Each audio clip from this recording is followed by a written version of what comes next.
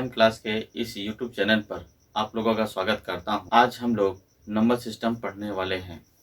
तो number system हम लोग पढ़ने वाले हैं, लेकिन आपको पिछले क्लास के बारे में बता देते हैं।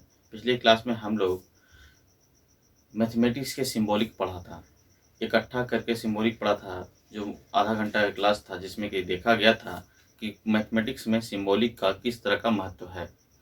मैथमेटिक्स एक ऐसा चैप्टर है जिसमें सिंबल का होना बहुत आवश्यक है। सिंबल मतलब चिन्ह, तो उसी चिन्ह में ये मेरे पास नंबर सिस्टम है और इसी में एक सिंबल संख्या का सिंबल होता है, जिसको हम लोग फेस वैल्यू भी कहते हैं और संख्या का जाति भी कहते हैं। तो संख्या पद्धति में, प्रणाली में, नंबर सिस्टम में मेरे पास सबसे पहला चिन्ह होता है अंक। और एक बात पता होना चाहिए कि संख्या प्रणाली में अंक कुल कितने होते हैं। तो अंक कुल मेरे पास 10 होता है। 0, 1, 2, 3, 4, 5, 6, 7, 8,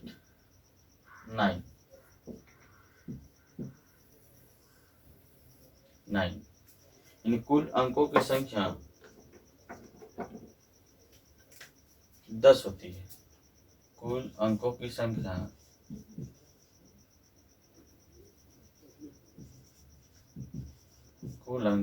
10 होती है। ये कंपटीशन में पूछा जाता है कि कुल अंक कितने होते थे। कुल अंक मेरे पास कितने होते हैं? 10 होते हैं। क्लियर है? इसमें बहुत सारे क्वेश्चन बनती है, इसको हम लोग आगे देखेंगे, लेकिन फिलहाल एक चीज़ को देखते हैं। तो ये कुल अंक कितने होते हैं? 10। इसीलिए इसे दशमलव पद्धति भी कहा जाता है।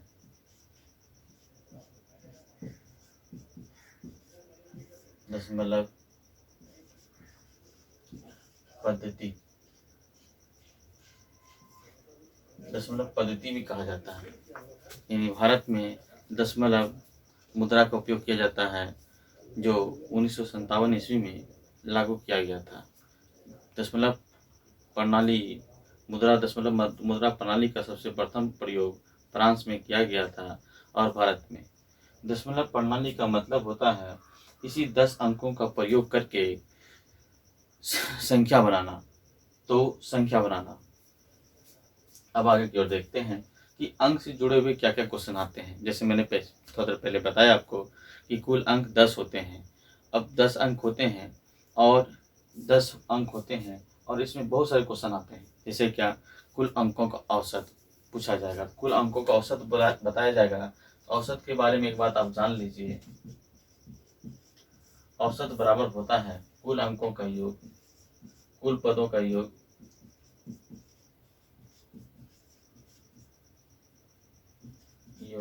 बटे कुल पद, कुल पदों का योग बटे कुल पद। क्लियर है? तो इसी तरह कुल अंकों का योग हम जोड़ते हैं तो 45 बटे 10 होगा, तो बराबर 4.5। अगर आपसे एग्जाम में कभी क्वेश्चन पूछा जाए कुल अंकों का औसत क्या है, एक बार थोड़ा और देख लें कि अगर क्वेश्चन क्या क्या पूछा जा सकता है। अंक को क्या क्या नाम से जानते हैं? अंक को किस किस नाम से जानते हैं? अंक को जातीय भी कहा जाता है। जातीय क्वेश्चन आता है कभी कभी, संख्या के कुल कितने जात हैं? संख्या के कुल कितने जात हैं? 10 हैं। कौन कौन जात हैं? 0, 1, 2, 3, 4, 5, 6, 7, 8, 9, कुल 10 जात हुए। ठीक है? अब ये जातीय कहते हैं, इसको हम लोग अंग्रेजी में कहते हैं फेस। आपको पूछा जाता है कंपटीशन में फेस वैल्यू याद करें। तो फेस वैल्यू कभी भी एग्जाम में पूछा जाए तो फेस वैल्यू कुल कितने होते हैं? 10 होते हैं। जिसका फेस होगा वो खुद का फेस होगा। जैसे कि 5 का फेस क्या होगा? खुद 5 है। 6 का फेस क्या है? 6 है। ये इसका अंक है। और अंक कुल कितने हो गए? 10 हो गए। और अंक से जुड़े हुए बहुत सारे क्वेश्चन पूछे जाते हैं। जैसे एग्जाम में पूछा जाएगा आपसे कुल विषम अंक कितने होते हैं? तो कुल विषम अंक क्या होते हैं? विषम अंक यानी 1, 3, 5, 7, 9। तो कुल कितने होते हैं मेरे पास? 5 विषम अंक। सम अंक पूछे जाएंगे तो सम अंक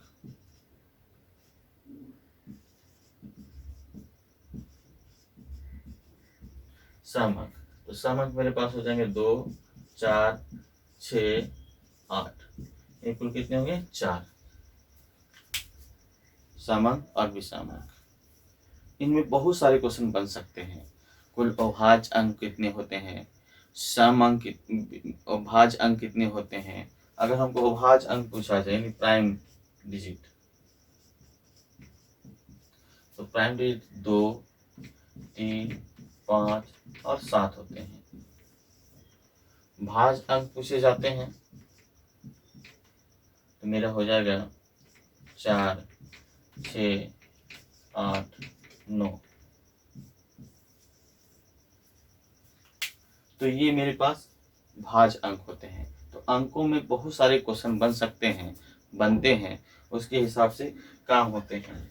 अब आपको एक चीज बता दें कि क्या क्या क्वेश्चन बन सकते हैं अंकों से बना हुआ संख्या। जैसे कभी कभी कंपटीशन में पूछा जाता है, एक बात और जाननी चाहिए कि 0, 1, 2, 3, 4, 5, 6, 7, 8, 9। अधिकतम बड़ा अंक 9, न्यूनतम अंक 1। याद रखिएगा,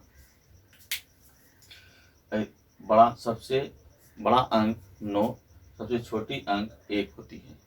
0 को अंकों की काउंटिंग की संख्या में बड़ा छोटा में रखा नहीं जाता है, क्योंकि 0 खुद उदासीन और न्यूट्रल होती है। इसलिए बड़े छोटों की जब अंक की चर्चा किया जाए तो 1 सबसे छोटी अंक और 9 सबसे बड़ा अंक होता है।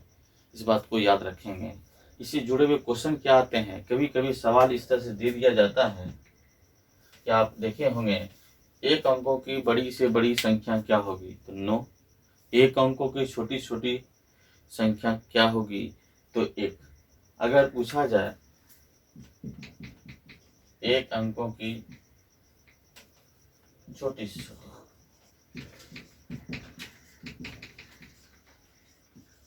छोटी तो 1।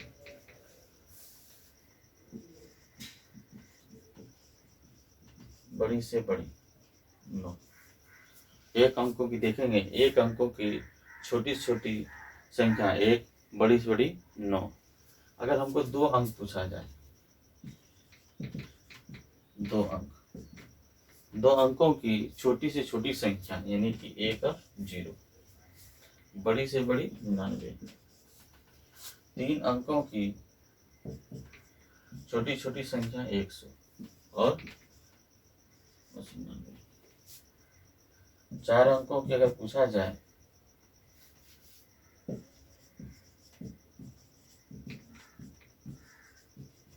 तो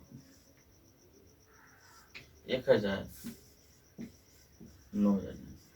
मतलब है क्या, कहने का सेंस है कि अगर आपको जितना भी अंक दिया जाएगा, इस सबसे बड़ी अंक 9 हुआ, जितना बार पूछा जाए उतना बार लिख देंगे, ये सबसे बड़ी हो जाएगी, क्योंकि अगला अंक जोड़ने के साथ ये 5 अंकों की सबसे छोटी संख्या बन जाएगी। यहाँ पर अगर 1 अंक जोड़ दिया जाए तो ये 4 अंकों की सबसे छोटी संख्या बन जाएगी। यहाँ पर अगर 1 जोड़ दिया 99 में तो ये 100 बन जाती है, जो कि 2 अंक तो 3 अंकों की सबसे छोटी संख्या बन जाती है। 1 अंकों की सबसे बड़ी संख्या में अगली संख्या देखा जाए तो 2 अंकों की सबसे छोटी संख्या बनती है। तो कंपटीशन में सवाल जो आता है इसी तरह का सवाल होता है, पूछा जाता है 5-6 अंकों की बड़ी से बड़ी संख्या क्या होगी, अब 6 को 9 लिख देंगे, जिससे आपको पता चल जाएगा कि 6 अंकों की सबसे बड़ी संख्या यही होगी, इससे बड़ा नहीं हो सकता। ये कंपटीशन में सवाल आया जाता है कि किस एक अंक दिया जाता है, जैसे रेलवे में वगैरह में, और आपसे पूछा जाता है कि बड़ी से बड़ी संख्या बनाए, जैसे कि 3, 4, 9, 6, 4, 2, 2, 1। जैसे कि मान लीजिए इतना अंक दिया गया है और हमसे पूछा गया इन अंकों से बनी सबसे बड़ी संख्या ज्ञात करें, तो आप क्या करेंगे? सबसे पहले सबसे बड़ी लिखेंगे 9, उसके बाद उससे छोटी 6, उसके बाद उससे छोटी क्या करेंगे 4, उसके बाद 3, उसके बाद 2, उसके बाद 1। ये दुनिया का सबसे बड़ी संख्या हो गई, बड़ी से बड़ी संख्या, बड़ी से बड़ी संख्या। किसका? इन अंकों का प्रयोग करते हुए। आपको ग्रुप डी, पोस्ट ऑफिस वगैरह एग्जाम में इस सारे क्वेश्चन को पूछा जाता है। तो सबसे पहले हम क्या किए, सबसे बड़ी लिखें, उसके बाद उसके बाद बड़ी, उसके बाद इससे बाद बड़ी, उसके बाद बड़ी, यानी कि अवरोही क्रम में इसको लगा देंगे, ठीक है, यानी डिसेंडिंग ऑर्डर में लगा देंगे। तो ये मेरा काम हो जाता है बड़ी से बड़ी। अगर हमसे छोटी छोटी संख्या पूछा जाता है, छोटी से छोटी, तो हमने सबसे पहले छोटी लिखता 1, 2, 3, 4, 6, 9। ये सबसे छोटी संख्या इन अंकों का प्रयोग करके, इन अंकों का प्रयोग करके सबसे छोटी संख्या बना सकते हैं, ठीक है। फॉर एग्जाम्पल दूसरा सवाल लेते हैं, 9, 6, 4, 5, 3, 2, 0। अगर ये संख्या दिया गया है, अगर हमसे बड़ी से बड़ी संख्या पूछा जाए, तो बड़ी से बड़ी संख्या पूछा जाए तो हमको क्या करनी होगी, सबसे पहले बड़ी से बड़ी लगाया जाएगा। तो 9, 6, 5, 4, 3, 2, 0, ये बड़ी से बड़ी।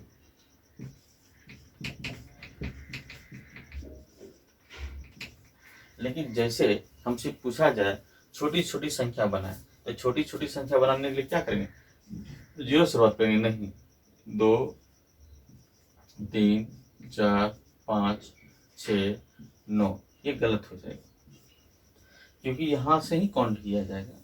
एक मैं बता दूं कि शून्य एक ऐसी संख्या है जो किसी के आगे लगने से उसका कोई महत्व नहीं होगा, पीछे से लगने से उसका महत्व बढ़ते जाएगा। जैसे फॉर एग्जाम्पल 1 है, 0, 1, ये 1 काउंटिंग कराएगा, लेकिन 1, 0, 10 होगा। 0, 0, 1 काउंट, यानी कि 1 काउंट होगा, लेकिन 1, 0, 0 काउंट जैसे होगा ये 100 कहलाएगा। इसीलिए छोटी संख्या में इसका उपयोग करने के लिए आपको ये करना होगा,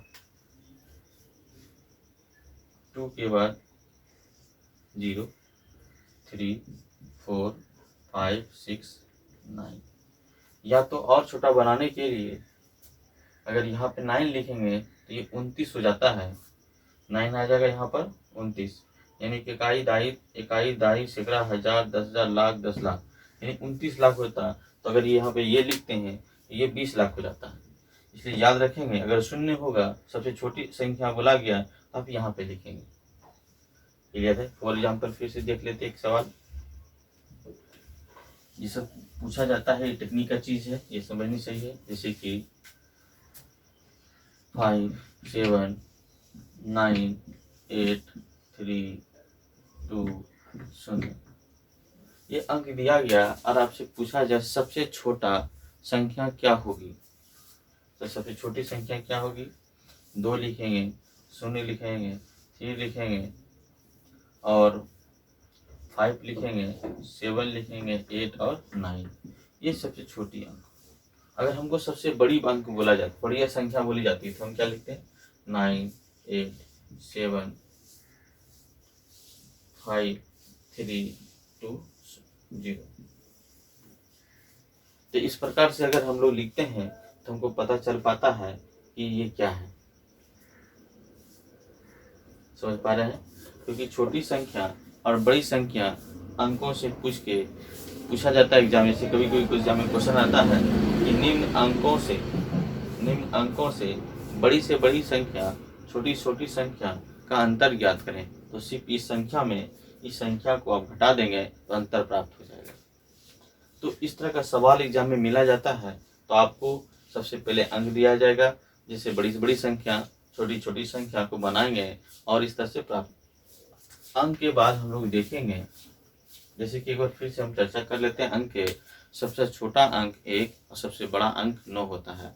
कुल अंक मेरे पास 10 होते हैं। कंपटीशन में पूछा जाते हैं कुल अंक कितने होते हैं, तो कुल अंक मेरे पास 10 होते हैं। अंक कितने होते हैं, ये भी 10 होते हैं। अगर अंकों का औसत पूछा जाए तो कितना हो जाएगा, सबको जोड़ेंगे तो 45 होगा, और कुल अंक मेरे पास 10 होता है, उसे 10 से भाग देंगे।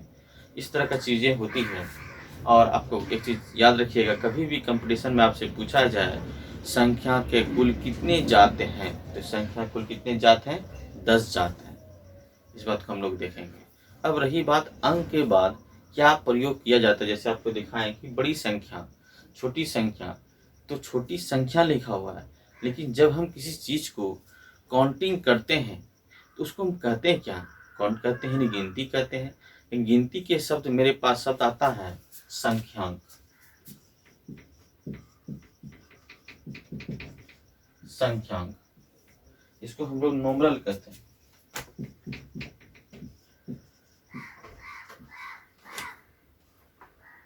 नोमरल, तो नोमरल क्या होता है, यानी कि अंकों के संयोग से बने संख्या को संख्यांक कहते हैं। जैसे हम 10 काउंट करते हैं, तो 10 कैसे काउंट करते हैं, 1 और 0, तो अंकों का संयोग हुआ, यानी कि अंकों के संयोग से बने संख्या को हम लोग संख्यांक कहते हैं। जैसे कि 1 और 0 तो संयोग किए, तो ये क्या बन गया, 10। जैसे कि 1 3 2, तो ये क्या बन गया, 132। इस 32 को क्या कहेंगे हम लोग, संख्यांक कहेंगे। संख्यांक यानी कि नोमरल, ठीक है, नोमरल। तो ये चीज क्लियर होगी आपको, इसको कहते हैं संख्यांक। ये बात जानना जरूरी है, इसको संख्यांक कहते हैं। लेकिन कुछ लोग कहेंगे 132 संख्या है, नहीं, इसको संख्यांक कहेंगे। जब किसी चीज को हम लोग गिनती के उपयोग में अंकों के सहयोग से करते हैं उसको नोमरल कहते हैं, यानी हिंदी में संख्यांक कहते हैं। क्लियर है, चलिए।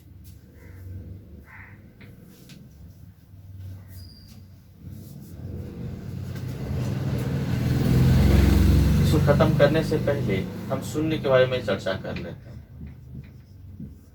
शून्य के बारे में चर्चा कर लेते हैं, यानी 0।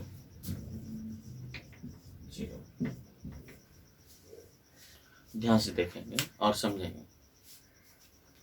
तो शून्य क्या है, शून्य क्या है, शून्य कहा जाता है दुनिया में सबसे पहले शून्य है, यानी खाली है, उसके बाद ही कुछ होता है।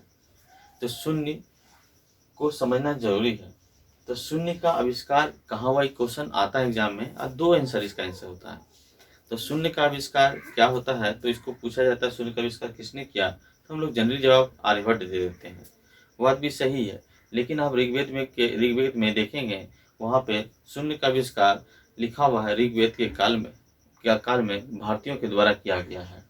तो ऋग्वेद में शून्य का आविष्कार भारतीयों के द्वारा खोजा गया है, लेकिन आर्यभट्ट शून्य का आविष्कार किया है, ये आपको बुक में मिलेगा। जब एग्जाम में आपका ऑप्शन रहेगा ऋग्वेद शून्य का आविष्कार किसने किया है, अगर आर्यभट्ट रहेगा तो आर्यभट्ट मारिएगा, और नहीं तो ऋग्वेद काल में भारतीयों ने किया है। क्लियर है। तो शून्य कैसी संख्या है, इस बात को जानेंगे। शून्य एक उदासीन संख्या है, यानी न्यूट्रल, उदासीन न्यूट्रल।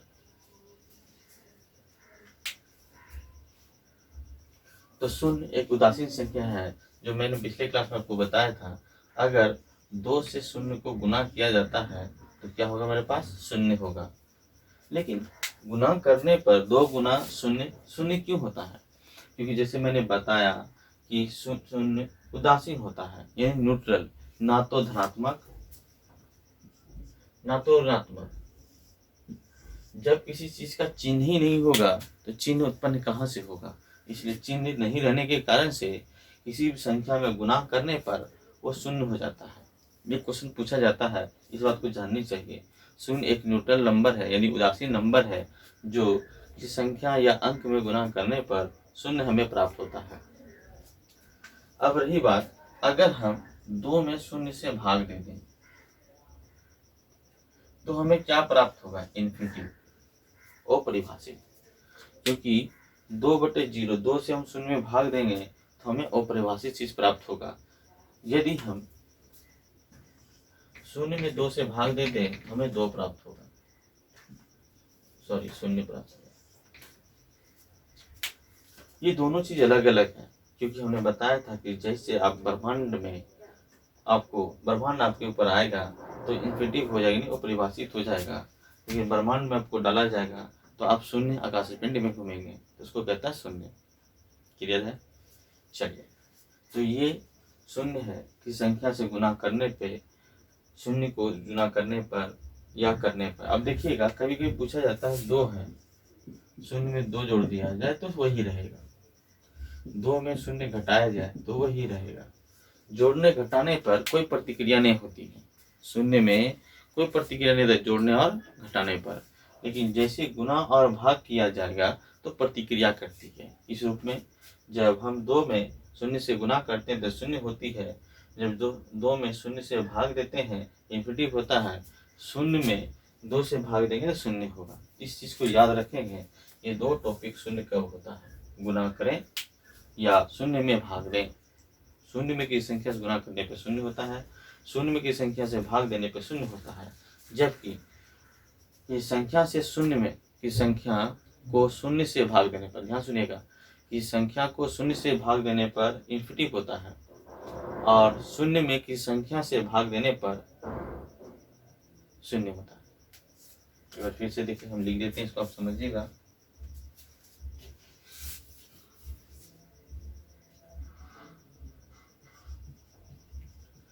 संख्या में शून्य से भाग देने पर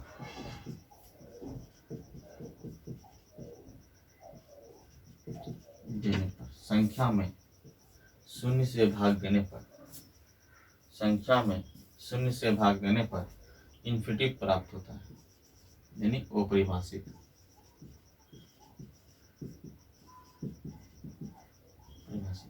याद रखिए, संख्या में शून्य से भाग देने पर अपरिभाषित होती है। इस तरह कमेंट्स वाला सवाल एग्जाम में आ जाएगा, कौन सा कथन सत्य या असत्य है, इस बात को आप लोग देख लेंगे। अगर हमको यहाँ पे लिख दिया जाएगा, शून्य में संख्या से भाग दिया जाए तो हमें शून्य प्राप्त होगी। इस बात को कहते हैं संख्या से, यहाँ 0 से। कमेंट्स को समझेंगे, छोटी छोटी बात है जो कथन और कारण जो क्वेश्चन मैथमेटिक्स से आता है उसमें आपको गलती कराएगी। यानी संख्या में शून्य से भाग देने पर हमें क्या प्राप्त होगा, इन्फिनिटिव, यानी कि अपरिभाषित की गणना होगी, और शून्य में संख्या से भाग दिया जाए तो हमें शून्य प्राप्त होगी। तो क्लियर है? इस बात को आप समझ पा रहे हैं। छोटी छोटी बात है, लेकिन आपको एग्जाम में यही छोटी बात घातक, इसको अच्छे से समझने की कोशिश करें। जैसे मैंने बताया आपको प्राकृतिक संख्या, तो प्राकृतिक संख्या क्या है पहले समझेंगे। कहता है गिनती की संख्या को प्राकृतिक संख्या कहते हैं।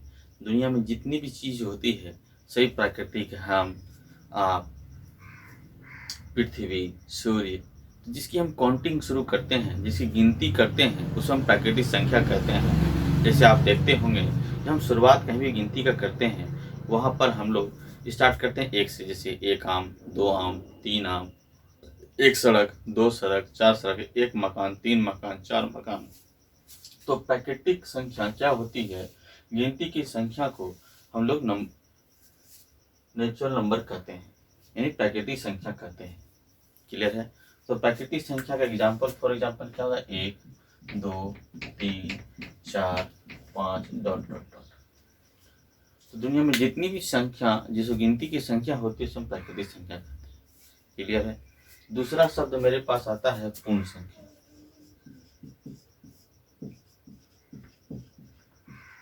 पूर्ण संख्या, जिसको होल नंबर कहते हैं।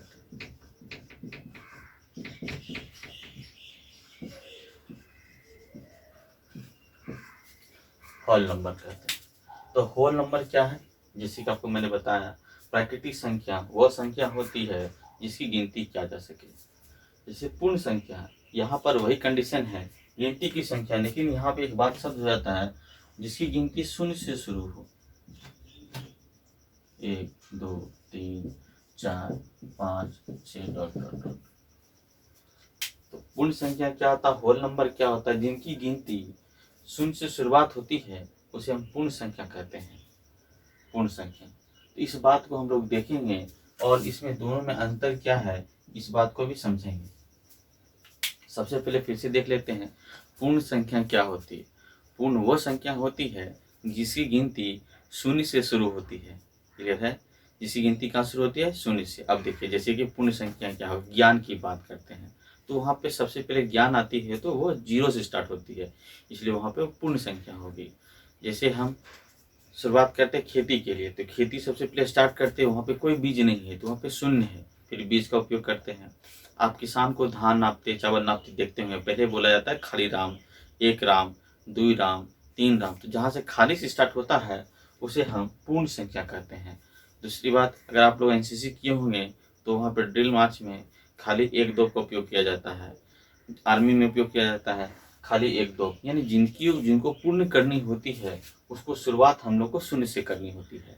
ज्ञान हो, पढ़ाई हो, बिजनेस हो, व्यापार हो, तो वहाँ पे हमको कौन सी संख्या का उपयोग करनी होती है? शून्य से स्टार्ट। अगर बिजनेस भी करते हैं, आपके पास 1 रुपया नहीं है, अपनी बॉडी को लेके गए, कार्य किए और आप शून्य से काम करते हैं। फॉर एग्जाम्पल देखिएगा, एक मजदूर आदमी सुबह अपने काम करने के लिए जाता है, कोई इन्वेस्टमेंट नहीं, 0। वर्क करते करते शाम होता है और इसे 1 रुपया दिया जाता है जो एक काउंटिंग संख्या में आती है। मतलब है कि समय होते होते एक लास्ट समय तक आते आते उसकी एक दिहाड़ी मिल जाती है जो कि एक संख्या रूप में काउंट करती है। लेकिन शुरुआत कहाँ से होती है? शून्य से। तो जिसकी संख्या, जिसकी गिनती शून्य से शुरुआत होती है उसे हम पूर्ण संख्या कहते हैं। जिनकी गिनती 1 से हो उसे हम प्राकृतिक संख्या कहते हैं। बात क्लियर है? अब इसको समझेंगे ध्यान से। फिर से अब इसमें क्लियर क्वेश्चन आता है, इसलिए हमको समझा रहे हैं क्योंकि जब आप मैथमेटिक्स कंपटीशन में बैठेंगे तो वहाँ पे कथन कारण के स्टेटमेंट में कौन सा कथन सत्य है, कौन सा कथन असत्य है, इस तरह के क्वेश्चन आती है। इसलिए हम लोग को डिटेल में इसको पढ़नी पड़ेगी। बात समझ पा रहे हैं? इसलिए पढ़ा रहे हैं आपको, इसलिए समझाने की कोशिश कर रहे हैं। आप इस बात को सब जानते हैं, इस बात को सभी लोग अच्छे से पहचानते हैं, जानते हैं और करते हैं। जैसे कभी कभी देखते हैं क्वेश्चन आता है कि प्रथम स्व प्राकृतिक संख्या का योग ज्ञात करें, तो आपको पता होने से प्राकृतिक संख्या कहाँ से होती है। यानी प्रथम मतलब 1 से शुरुआत, तो ये 1 से शुरुआत होगी तो प्रथम 100 प्राकृतिक संख्या बोला गया, इसका मतलब है 1 2 3 4 5, यहाँ 100 तक संख्याएं होगी प्रथम 100 प्राकृतिक संख्या।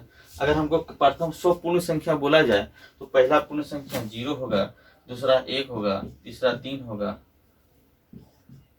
तीसरा 2 होगा, चौथा 3 होगा। देखिए चौथा 3 हो गया, इस तरह डॉट डॉट 99 होगा। बस समझ पा रहे हैं? कभी एग्जाम में पूछ लिया जाएगा लगातार पूर्ण संख्याओं में 10वां पूर्ण संख्या क्या होगी, तो 9 आपको बोलनी होगी। जैसे कि 100वां पूर्ण संख्या क्या हो गई, 99 हो गया। तो मतलब जिसकी काउंटिंग शून्य से काउंट किया जाए, अगर यहाँ पे क्वेश्चन आप जैसे हम बोल रहे थे आपको प्रथम 100 प्राकृतिक संख्या का योग याद करें, तो आप 1 से लेकर 100 तक जोड़ेंगे। लेकिन जैसे प्रथम 100 पूर्ण संख्या बोला जाता है तो आप 0 से लेकर 99 तक को जोड़ेंगे। तो ये क्लियर सी बात है, आप समझ पा रहे हैं इसको? दोनों में डिफिनेशन थोड़ी सी और समझनी है। सभी प्राकृतिक संख्याएं पूर्ण संख्या होती है, इस बात को आप नोट करेंगे।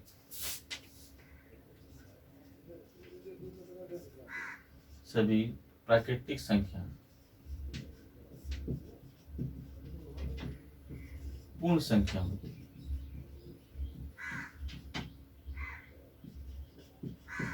पूर्ण संख्या, सभी प्राकृतिक संख्या पूर्ण संख्या होती है, जबकि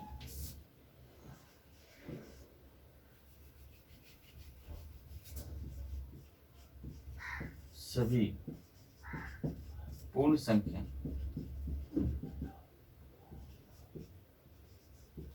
प्राकृतिक संख्या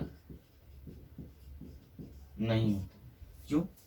क्योंकि शून्य प्राकृतिक संख्या नहीं है।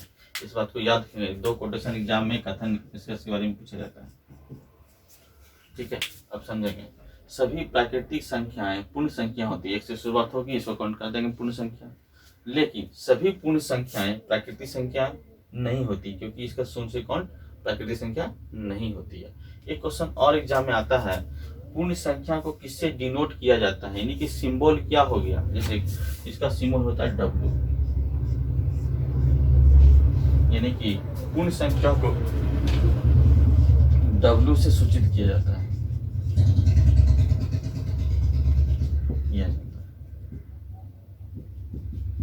इस बात को याद रखिएगा। कंपटीशन में पूछा जाए कि पूर्ण संख्या को किससे सूचित किया जाता है, तो W से सूचित किया जाता है, जो बड़ी W होता है, और इसी इसको सूचित किया जाता है। एग्जाम में पूछा गया क्वेश्चन है, इस बात को आप समझेंगे।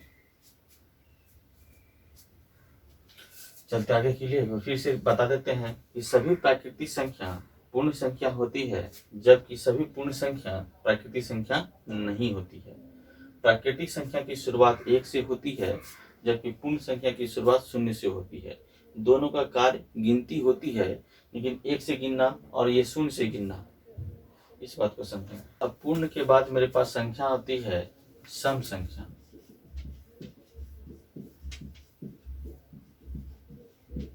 सम संख्या, सम संख्या क्या होती है? इसको कहते हैं इवन नंबर।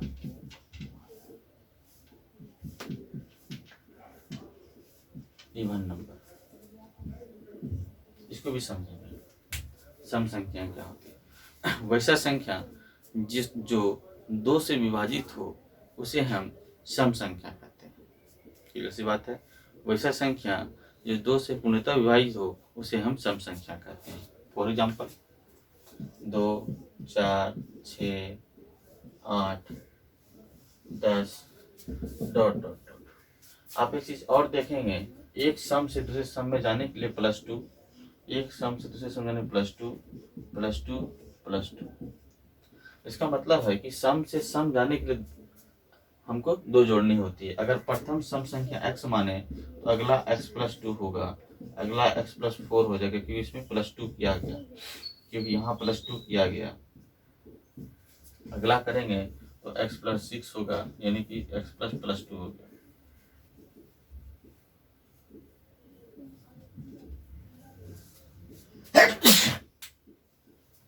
तो ये होता है। तो x + 2, x + 4, x + 6 इस तरह की घटनाएं होती है। तो आप इसको समझेंगे। तो ये सम संख्या क्या होती है? वैसा संख्या जो 2 से पूर्णतः विभक्त हो उसे हम सम संख्या कहते हैं, और एक सम से दूसरे सम जाने के लिए हमको 2 जोड़ना हो।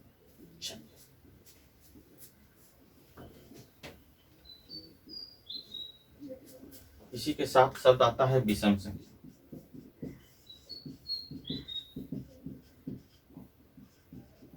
विषम संख्या यानी ओड नंबर।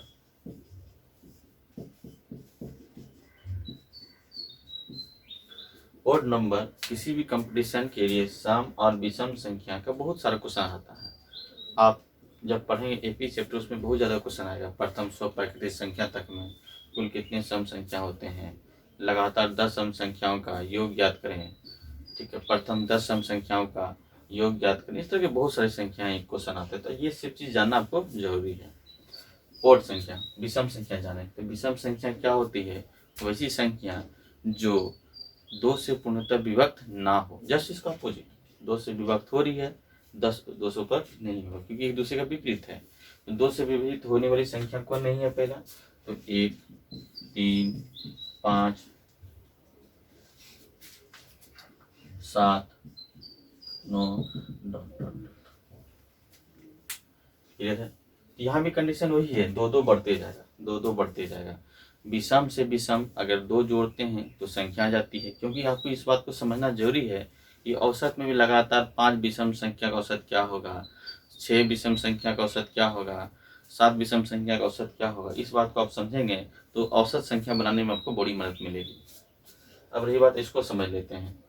2, 4 ये सब सम संख्या है। विषम संख्या 1, 3, 5, 7, 2, 9, 2 जोड़ते हैं। पहली विषम संख्या जोड़ा जाए, इस तरह से कर लेते हैं।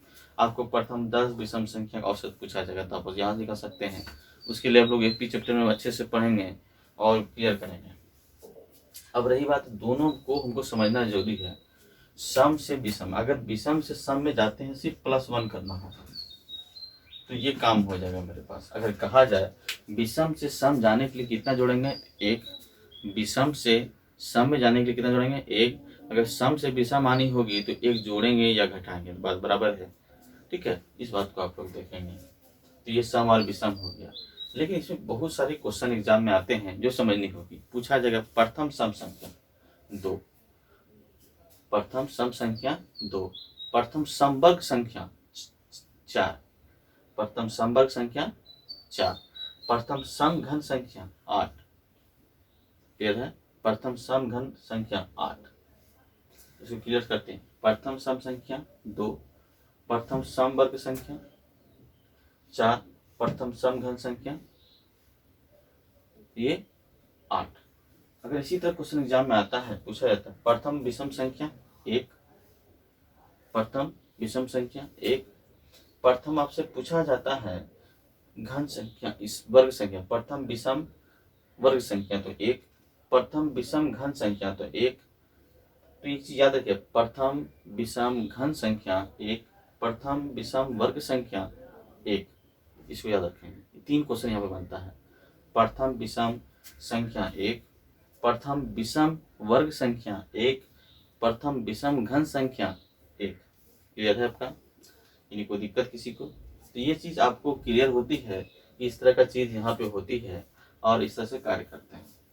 चलिए, तो सम और विषम संख्या में हम लोग अंतर देख लिए, लेकिन इससे जुड़े हुए कुछ सवाल होते हैं, आप समझेंगे क्या क्या क्वेश्चन हो सकते हैं एग्जाम में।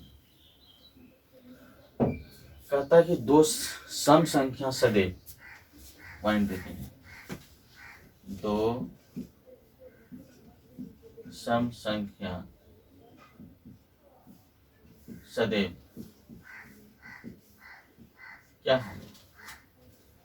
2 सम संख्या सदैव क्या होंगे? जैसे कि 2 + 4 6 होगा।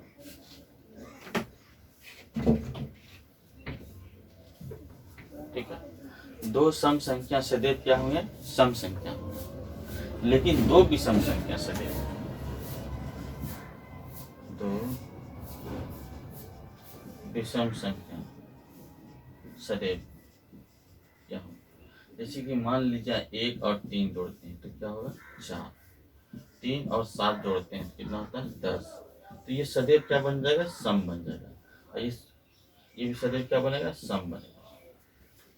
यदि क्वेश्चन पूछा जाता है, ये कथन और निष्कर्ष में पूछा जाता है। स्टेटमेंट 4 दे दिया जाता है, आपसे पूछा जाता है कौन सा कथन गलत है, कौन सा कथन सत्य है। तो यहाँ देखेंगे 2 सम संख्या सदैव क्या होता है? सम संख्या। 2 विषम संख्या का योग सदैव क्या होता है? सम संख्या। चलिए, अब इसमें अंतर कहा जाए, 2 सम संख्या का अंतर, 2 सम संख्या का अंतर क्या होगा? जैसे कि 4 में हम 2 घटाएंगे तो बचेगा, 10 में 8 घटाएंगे तो 2 बचेगा, 14 में 2 घटाएंगे तो 12 बचेगा। ये सारे संख्या सम में काउंट किया जाता है। 2 सम संख्या का अंतर सदैव क्या निकलेगा? सम। कुछ लोग कहेंगे कि सर हम 2 में 2 घटा देते हैं, ये शून्य होता है। कुछ लोग कहेंगे सर 1 में 1 घटा देते हैं तो शून्य हो जाएगा। तो मतलब है कि यहाँ विषम संख्या है, यहाँ सम संख्या है, ये दोनों काउंट सम में काउंट नहीं किया जाता है। ये दोनों के लिए अपवाद चीज है, लेकिन यहाँ पर हम लोग काउंट करके देख लेंगे और इसको समझ लेंगे। अब देखिएगा, यहाँ पे भी विषम संख्या, 2 विषम संख्या सदैव अंतर क्या होगा? जैसे कि हम 11 - 7 करते हैं तो क्या होगा? 4। क्लियर? क्वेश्चन बार बार आता है, 2 विषम संख्या का अंतर सदैव सम संख्या होगा। देखिएगा 17 - 3 = 14, ये क्या निकला? सम संख्या। अगर हम कह दें 101 × 19, अब घटाएंगे, 1 में 9 गया कितना बचा? 2, यहाँ कितना? 9, 9 में गया तो 8। तो 82 किसी संख्या है? सम। तो कहने का सेंस है कि 2 लगातार या अलग अलग विषम संख्या का अंतर भी सम संख्या होंगे, जबकि 2 अलग अलग सम संख्या का अंतर सम होंगे। तो ये चीज देख रहे हैं, सम कहाँ कहाँ होंगे? 2 सम संख्या का योग सदैव क्या होगा? सम होगा। 2 सम संख्या का अंतर सदैव क्या होगा? सम संख्या होगा। 2 विषम संख्या का योग सदैव क्या होगा? सम होगा। 2 विषम संख्या का अंतर सदैव क्या होगा? सम होगा। याद है? फिर से एक बार देखेंगे, 2 सम संख्या का योग सदैव सम होगा। 2 विषम संख्या का योग सदैव सम होगा। 2 विषम संख्या का अंतर सदैव सम होगा, दो सम संख्या का अंतर सदैव सम होगा। क्लियर है? ये पूछा जाता है।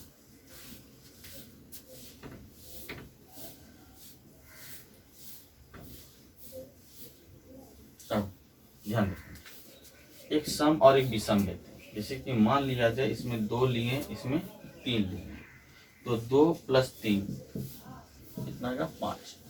तो कहा जाता है कि एक सम संख्या और एक विषम संख्या का योग क्या आएगा? विषम संख्या आएगा।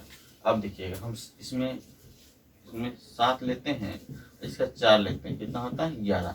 तो याद रखिएगा, एक सम संख्या और एक विषम संख्या का योग सदैव क्या होगा? आपके पास विषम संख्या होगा। क्लियर सी बात है? तो 2 यानी कि एक विषम संख्या और एक सम संख्या का योग सदैव विषम संख्या होता है। क्लियर है? कोई दिक्कत? इस टॉपिक पे हम लोग समझेंगे और क्लियर से करेंगे। एक बार हम फिर से इसको लिख के क्लियर कर देते हैं, अच्छे से क्लियर कर देते हैं। 2 सम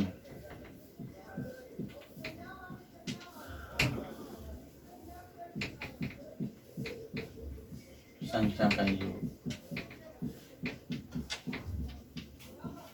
सदैव सम संख्या।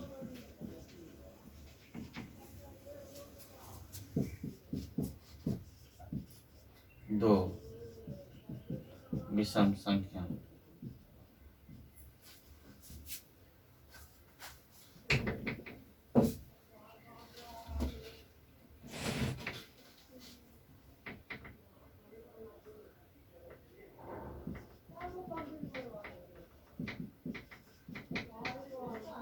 का योग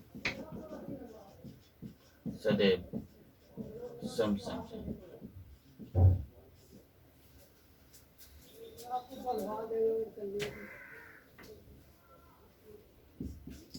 अगला 2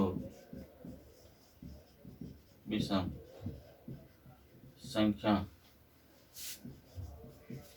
का अंतर सदैव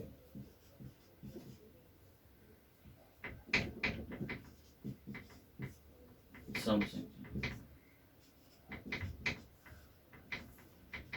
यानी कहा जाए 2 विषम संख्या का अंतर सदैव सम संख्या होगा। 2 सम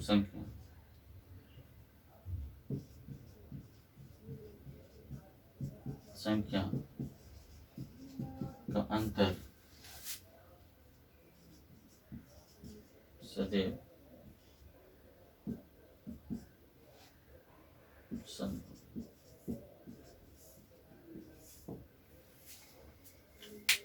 इस 4 टॉपिक को देखेंगे। 2 सम संख्या का अंतर सदैव सम संख्या होगी, सॉरी 2 सम संख्या का योग सदैव सम संख्या होगी, 2 विषम संख्या का योग सदैव सम संख्या होगी, 2 विषम संख्या का अंतर सदैव सम संख्या होगी, 2 सम संख्या का अंतर सदैव सम होगी। इस बात को क्लियर। लेकिन अपवाद में यहाँ पर 1 - 1 लगा और ये अलग अलग कर लीजिए, ज़्यादा समझ में आएगा।